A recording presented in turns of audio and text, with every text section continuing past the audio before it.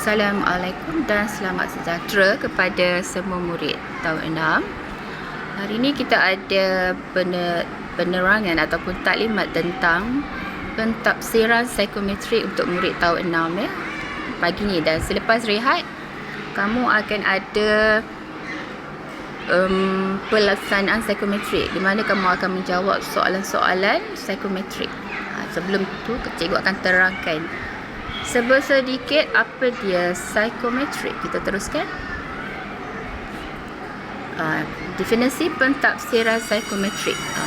Kat slide ni kamu boleh baca dan cuba fahamkan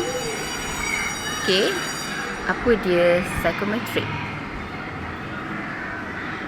Cikgu harap semua dah baca. Kita teruskan pada slide yang kedua. Dekat sini pentafsiran psikometrik sebenarnya merujuk kepada digunakan untuk mengenal pasti kebolehan sebelum jadi murid, personality, bakat, minat dan kecenderungan. Itu minat kamu apa. Kalau contohnya lah dia ada 9 konstruk. Dekat situ ada logik matematik. Kalau kamu tinggi dalam logik matematik, maknanya kamu minat matematik. Dan di sebelahnya pentafsiran dijalankan melalui ujian aptitude, itu inventory kecerdasan berbagai, dipanggil IKIP. Kat situ yang ada 9 konstruk. Nanti cikgu akan terangkan. Seterusnya, tadi kita dah tahu dah objektif dia untuk mengenal personality, bakat dan kecenderungan, dan juga mengenal pasti kebolehan kamu melalui aktiviti pembelajaran di dalam dan di luar bilik darjah. Tengok gambar ni.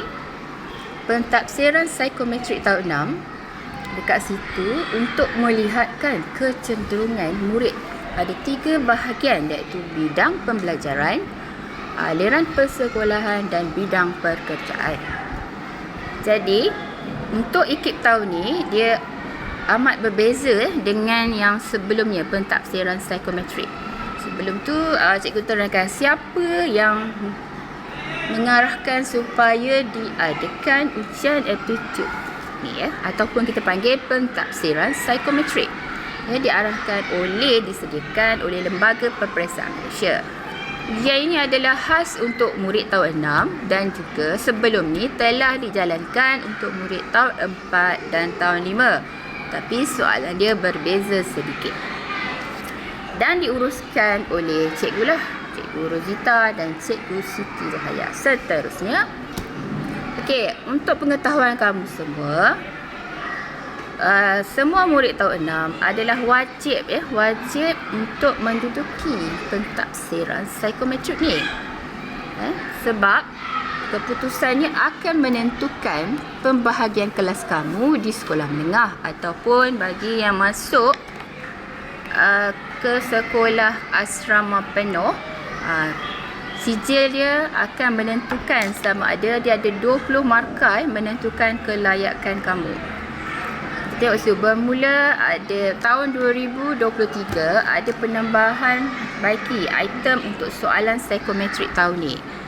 Pada tahun ni, pentafsiran psikometrik dibahagikan kepada 2 bahagian, iaitu bahagian A, 90 item persepsi konstruk, dan bahagian B, 30 item yang melibatkan kepada kebolehan menakul dan juga kebolehan menyelesaikan masalah.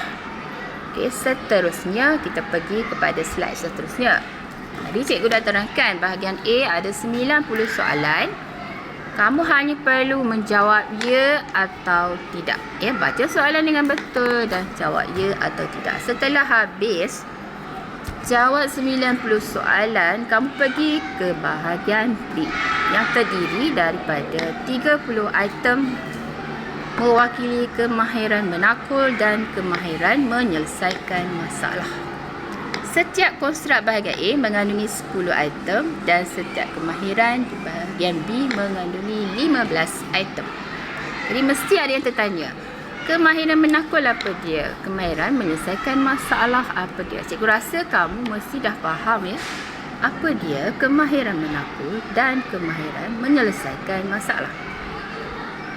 Bahagian B, soalan item dia terlibat dengan kemahiran menakul dan kemahiran menyelesaikan masalah. Ada 15 soalan, 1 hingga 15 adalah soalan kemahiran menakul dan 16 hingga 30 adalah soalan penyelesaian masalah. Kemahiran menakul ni adalah soalan yang mudah yang kamu dah kuasai kemahiran dia. Contoh 4 bahagi 2. Berapa? Maksudnya direct. Ataupun kadang-kadang dia akan bagi soalan macam IQ. Nanti kamu akan tengok soalan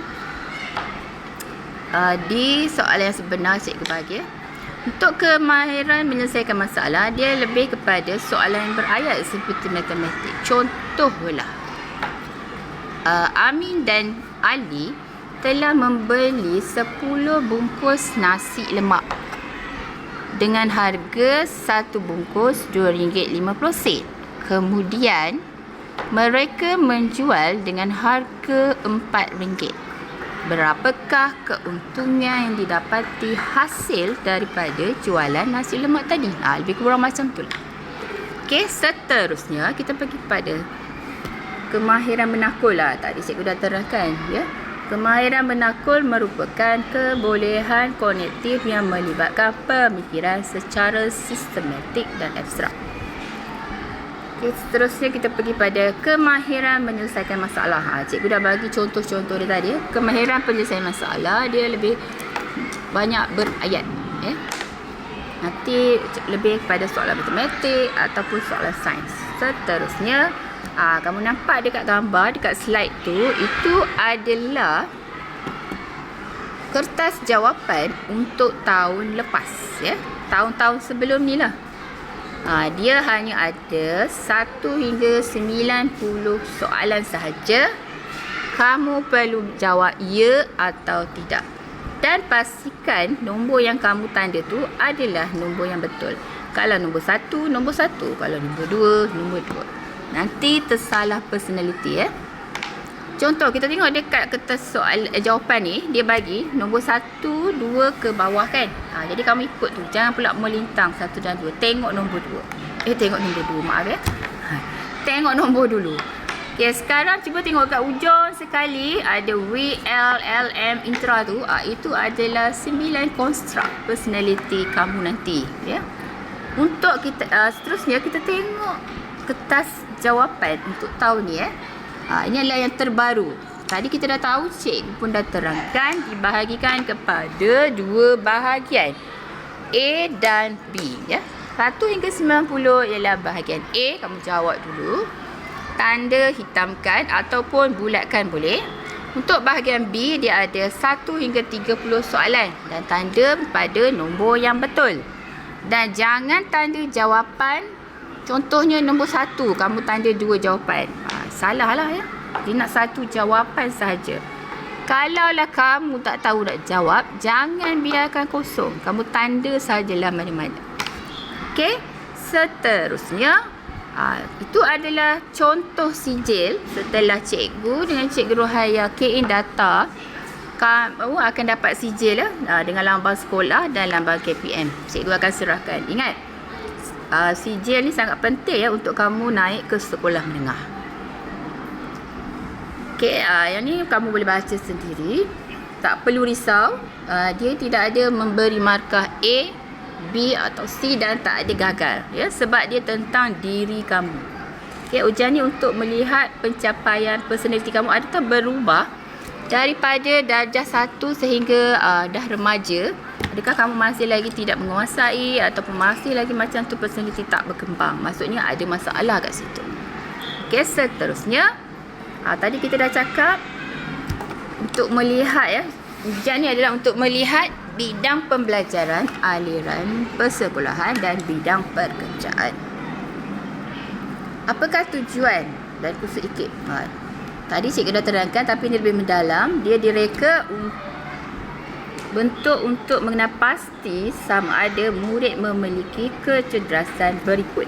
Nanti cikgu yang semasa bolehlah tunjukkan slide 9 jenis kecerdasan pelbagai kat sini. Yang ni kecil sikit sebelah nanti kamu akan nampak lagi besar. Kita teruskan. Ni verbal linguistik. Cikgu semasa akan terangkan sehinggalah ke nombor 9. Dan itu saja. Dan cikgu ucapkan terima kasih kepada guru yang membantu cikgu di kelas untuk menerangkan seterusnya tentang 9 konstruk ikip pentafsiran psikometrik tahun 6. Dan juga terima kasih kepada murid tahun 6 yang mendengar ya. Ada juga cikgu tengok, cikgu tak tengok lah. Cikgu nampak ke, tak nampak ke, ada CCTV ke yang tak mendengar ya. Dia main-main, dia bercakap dengan kawan. Jadi tolong beri perhatian ya. Pentafsiran psikometrik ni sangat penting untuk kamu.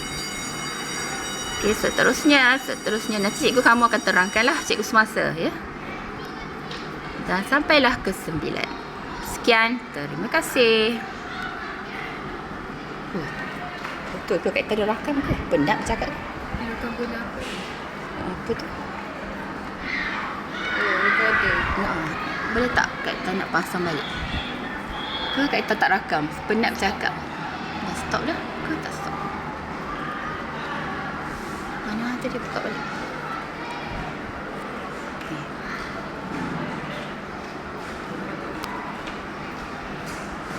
Tak bercakap banyak ke tak rakam? Oh, rakam. Tak ada suara.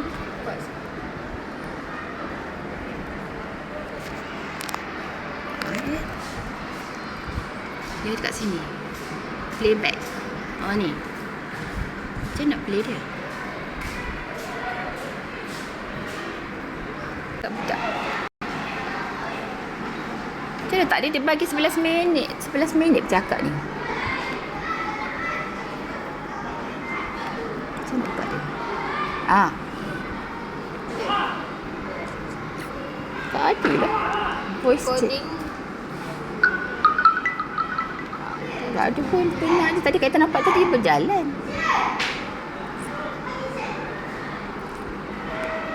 Penatnya patutnya kita testing tadi kan.